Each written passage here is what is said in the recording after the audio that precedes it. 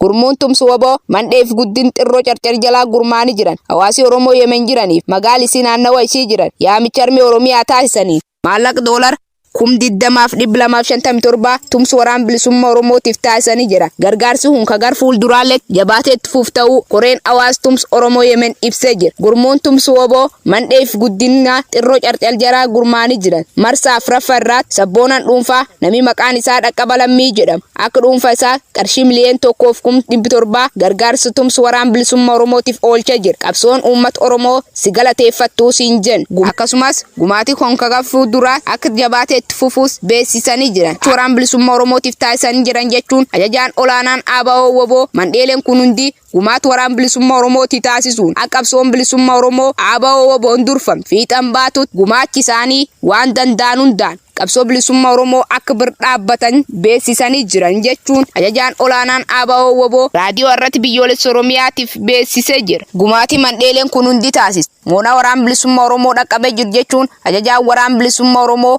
raadiyoo irratti biyyoolessa Oromiyaatiif ibsee jira. Nuus galanni keessan bilisummaa ta'uu kusaniin jedhu. Yona bonni safalola yeron sosona arina mafola kawen furmata kapsoni jibata yona bonni safalola yeron sosona arina mafola kawen furmata kapsoni jibata Gumaata gooticha waraana bilisummaa Oromootiif taasifame kan sinna geessis annadhi Oromooti gumaacha oboo humneessuu gurmutumsa oboo ifa guddinaa xirroo carcar maadheen godaannisa seenaa arma muraa aanolee gurmutumsa oboo jalatti ijaaramuun riyaala Siwiidii 2,700 qarshii Itoophiyaa 1,143,200 oboof gumaachanii jiru. Gara fuula duraattis akka itti fufu koreen qindeessituun gabaasanii jiru. Maadheen gooblee caayaa goototaa gurmutumsa oboo ifa guddinaa xirroo carcar jalatti ijaaramuudhaan biyya Saudi Arabia irraa riyaala 800 qarshii Itoophiyaa 12,800 oboof gumaachanii jiru. Maadheen dhiiga qeerroo Oora Arsade gurmutumsa oboo jalatti ijaaramuudhaan marsa lammaffaaf gumaacha oboof riyaala Siwiidii 925 qarshii Itoophiyaa 14,600 oboof gumaachanii jiru. Akka itti fufuus koreen teeknikaa gabaasanii jiru. Gumaacha oboo humneessuuf gurmutumsa oboo ifa guddinaa xirroo carcar jalatti ijaaramuun maadheen tumsa oboo biyya Masri koodii 39 Giinii biyya Masri 600 qarshii Itoophiyaa 2,330 oboof gumaachanii jiru. Gumaachi kun gara fuula duraatti akka itti fufu koreen qindeessituun gabaasanii jiru. Gumaachi oboo humneessuun gurmutumsa oboo ifa guddinaa xirroo carcar maadhee dambalii urjii qabsoo gurmutumsa oboo ifa guddinaa fi xirroo carcar jalatti ijaaramuun biyya Yemen irraa riyaala Siwiidii 1,000 qarshii Itoophiyaa 1,000 qarshii 16 oboof gumaachanii jiru. Gumaachi kun gara fuula duraattis kan itti fufu ta'uu dura buutoonni maadhee sanaa beeksisanii jiru. Gumaacha oboo humneessuu gurmutumsa oboo ifa guddinaa xirroo carcar maadhee calii calanqoo oboo ifa guddinaa jalatti ijaaramuun biyya Saudi Arabiyaa irraa riyaala Siwiidii 1,000 qarshii Itoophiyaa 1,016 oboof gumaachanii jiru. Gara fuula duraattis akka itti fufu koreen qindeessituun ibsanii jiru.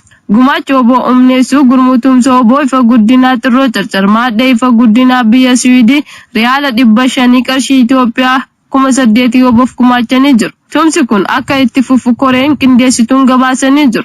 Gumaacha oboo humneessuuf gurmutumsa oboo ifa guddinaa xirroo carcar maadhee nadhii gammadaa gurmutumsa oboo ifa guddinaa jalatti ijaaramuun biyya Yemen magaalaa sanaa jiraatan riyaala Yemen 11,000 qarshii Itoophiyaa 12,000 oboof gumaachanii jiru. Gumaachi kun gara fuula duraattis kan itti fufu ta'uu koreen qindeessitootaa kun himanii jiru. Gumaachi oboo humneessuuf gurmutumsa oboo ifa guddinaa xirroo carcar maadhee Jeneraal Waaqoo Guutuu gurmutumsa oboo ifa guddinaa xirroo carcar jalatti ijaaramuun biyya Yemen magaalaa sanaa irraa riyaala Yemen 1,060 qarshii Itoophiyaa oboof gumaachanii jiru. Walumaa galatti gumaachi ji'a Noovembar gurmuu tumsa oboo ifa guddinaa fi xirroo carcar irraa argame qarshii 200,000 14,400 oboof gumaachanii jiru. Gumaachi maandeeleen kunneen gumaacha moona waraan bilisummaa Oromoo dhaqqabee jira jechuun ergaa ajajaa olaanaan ABO raadiyoo irratti biyyoolessa Oromiyaatiif ergeen ifoomseeti jira. Nutis horaa bulaa deebanaa jennaan injifannoon uummata Oromootiif.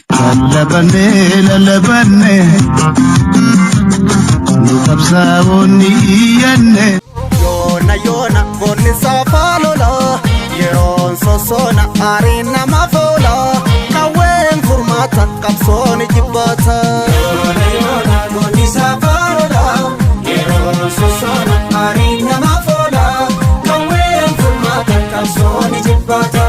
Gumaacha gooticha waraana bilisummaa Oromoo diinagdeen jabeessuuf taasifamen kan gurraandhala 2/2022 isiniif dhiyeessaa gabaasa gumaacha waliin Annimoona Faayisaati. Sabboontonni ilmaan Oromoo maandheelee garaagaraa jalatti gurmaa'an irree fi gaachana uummata Oromoo diinagdeen tinnisuuf gumaacha maallaqaa taasisuu jabeessaniitti fufanii jiru. Sagantaan deeggarsa woboo guyyaa waraana bilisummaa Oromoo sababeeffachuun amajjii 7 ji'a 1 2022 biyya Yemen magaalaa Sannaatti qoree qindeessituu deeggarsa wobootiin qophaa'ee ture.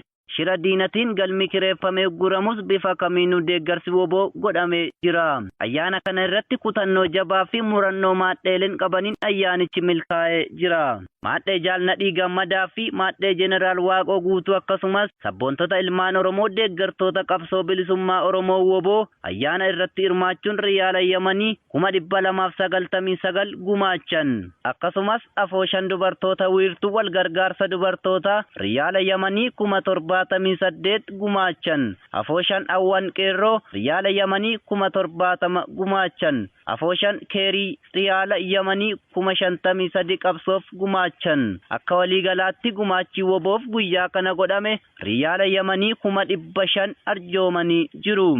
Kanaan duras gumaacha qabsoo bilisummaa Oromootiif marsaa tokkoffaa akka hawaasatti doolaara US Ameerikaa 2350 gumaachame ture. Marsaa lammaffaa akka maadheetti of ijaaruun maadheen Jaalnadhii Gammadaa doolaara US Ameerikaa 200, maadheen Jeneraal Waaqoo Guutuu doolaara US Ameerikaa 100 gumaachanii turan. Gumaachi amma goone kun kan marsaa sadaffaa ta'us maadheleen kun hanga qabsoon bilisummaa Oromoo galma geessutti ciminaan akka qabsoo sabaa cinaa dhaabbatan dhaammatanii jiru. Guyyuma kana sababeeffachuuf sabboontonni ilmaan Oromoo miseensonni woboo gurmuu tumsa woboo ifaa guddinaa xirroo carcar jalatti ijaaraman fageenyu nu dhorku jechuun biyya Suudii Arabiyaa irraa tokko gurmuu tumsa woboo ifaa guddinaa xirroo carcar irraa falmattuu Oromoo riyaala Suudii Arabiyaa 100 2 maadhee godaannisa seenaa arma muraa aanolee irraa sabboontuu Oromoo riyaala Suudii Arabiyaa 100 3 maadhee xumura gabrummaa irraa biiftuu barii riyaala Suudii Arabiyaa 100 gumaachanii jiraachuu gabaasa ajajaan olaanaa ABO woboo arraata biyyoolessa Oromiyaa qaqqabsiisaniin beekuun danda'ameera. Nutis galanni keessan bilisummaa ta'u oraa bulaa deebanaa ittiin jenna. Injifannoon uummata Oromoo. Maal gochuu Oromiyaa buutee lolu yaa gadhee kan kee dhumeen tolu. Maal gochuu Oromiyaa buutee lolu yaa gadhee kan kee dhumeen tolu. Biyya odaa shanan warra odaa nabe taankinuu fituuf nu dadhabe. Biyya odaa shanan warra odaa nabe taankinuu fituuf nu dadhabe. Gabaasa gumaacha gooticha waraana bilisummaa Oromoo dinagdeen tinnisuuf taasifame kan amma jidii damsadee bara 2022 isiniif dhiyeessaa Annadii Oromoo. Sabboontotni ilmaan Oromoo reefi gaachana uummata Oromoo dinagdeen jabeessuuf gumaacha taasisan jabeessanii jiru. Sabboontotni fi mararfattoonni qabsoo bilisummaa Oromoo woboo bira dhaabbachuun cimee itti fufuun namni maqaan isaa Kaddoo Alii Muhammad jedhamu biyya Saudi Arabiyaa irraa osoo ani akka fedhetti waan fedhe uffadhee jiraadhu waraanni kiyyaanaaf jedhee miila duwwaa hin deemu jechuudhaan kophee miilaa nama 72 woboof nan bita jechuun akka dhuunfaatti qarshii 86,400 baasuudhaan woboof gumaachuun kophee miilaa bitee jira. Yaa qottoo seela ani hoboon beekaa leencicha qaxxaamura jajjabe keenya bilisoomuuf deemnaa qeerroo jabeeffadhu wobo. Yaa qottoo seela ani hoboon beekaa leencicha qaxxaamura jajjabe keenya bilisoomuuf deemnaa qeerroo jabeeffadhu wobo.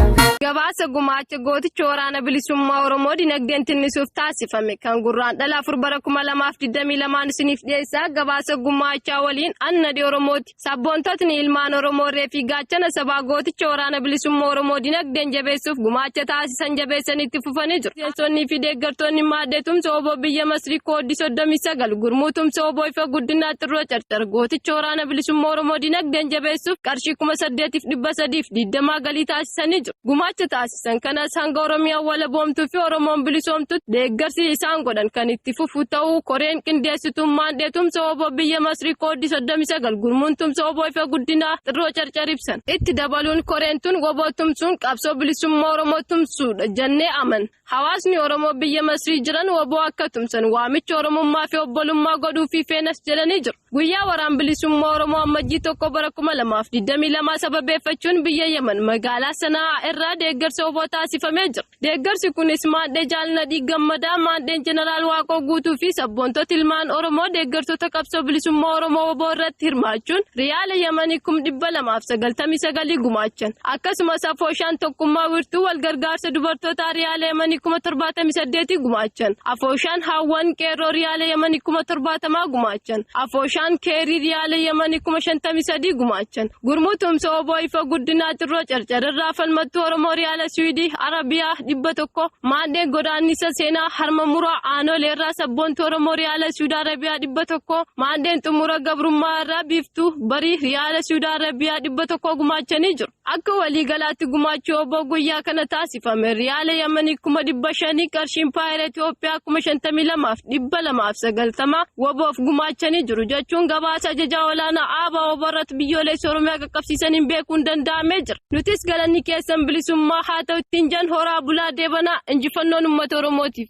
Salphoon safuun beektu uleedhaan gaggeessu gawaa gadheen seentu gamtaadhaan jabeessu ta'ii wal kakaasi gantuu biyyaa baasi biyyaa maqaa gootaa ani hirkoonfadha maasaa bafoota hin sarmuu lammii konobdadha.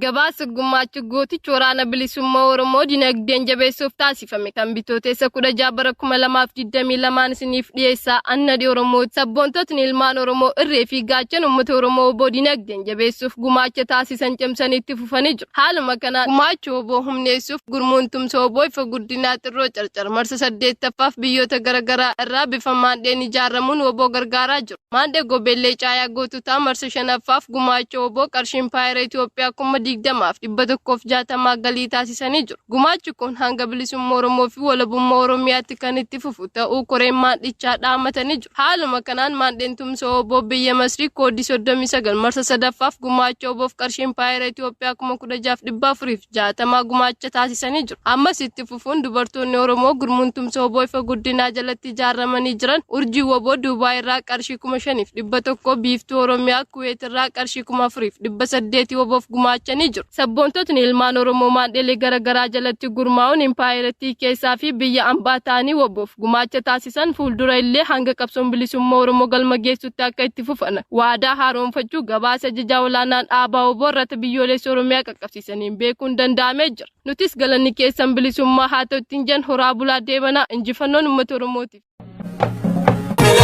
Maleka imani naro koni walfile Gabi degen duwa denti koni walfile Eni wapashi kanu nyaro koni walfile Mali no danki geti koni walfile Ya warati pide gesa koni walfile Ergam kusirna kalesa koni walfile Fattotaaf daawwattoota irratti biyyoolessa Oromiyaa jaallatamu gabaasa gumaacha gooticha waraana bilisummaa Oromoof taasifame kan caamsaa 20 bara 2022 san dhageessisaa annadi Oromoo gumaata maallaqa tumsa oboof sabboontotni ilmaan Oromoo obbo dinagdeen cimsuuf gumaata maallaqaa taasisan cimsanii itti fufanii jiru. Haaluma kanaan gumaacha waraana bilisummaa Oromoof taasifamu cimee itti fufuun marsa 10ffaaf gurmuun tumsa obbo Ifa Guddinaa xirroo carcar qabsoo bilisummaa Oromootiif biyyoota garaagaraa Saudi Arabiyaa, Duubaay, Jabuutii irraa walitti dhufuun bifa maadheen ijaaramuun tumsa waraana bilisummaa Oromoof godhanii jiru.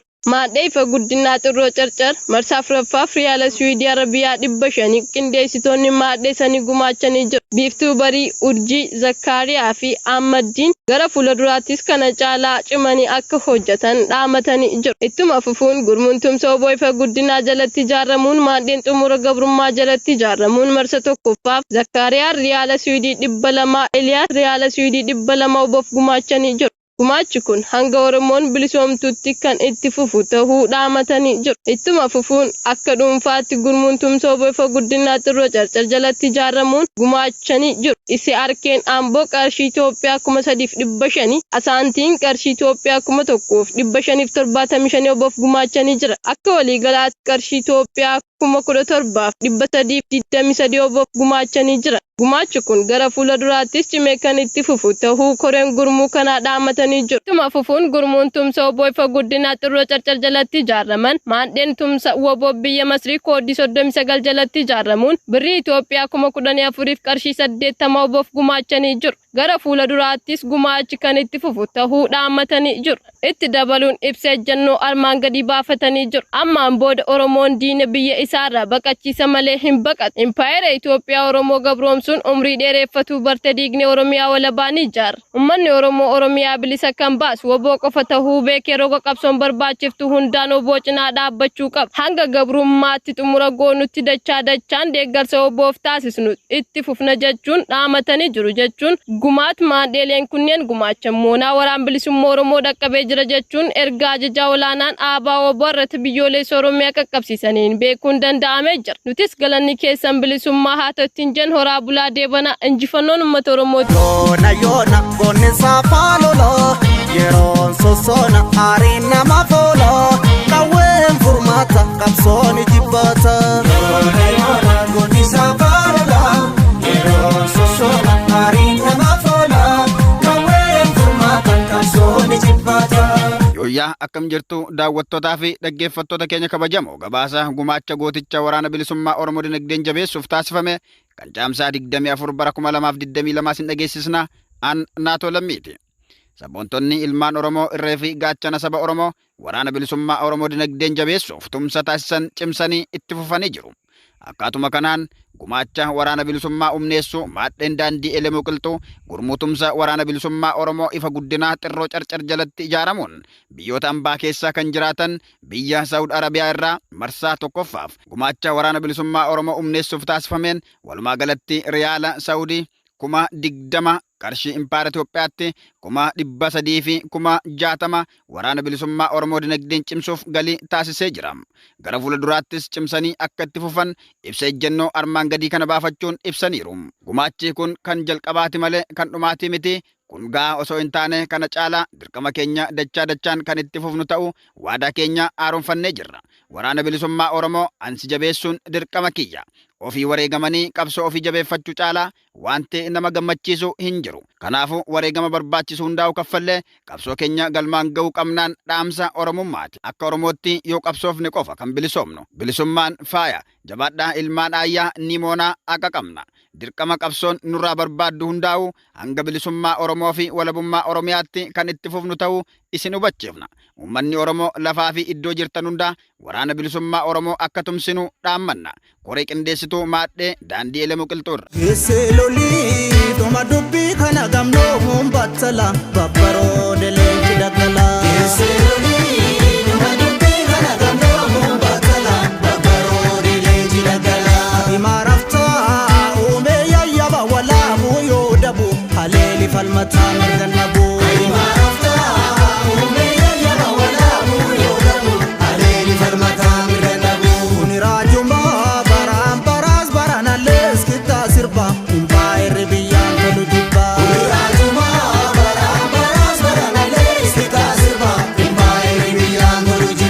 Seloli fardalu ganan kamne magugusita yo bule allayati sigata.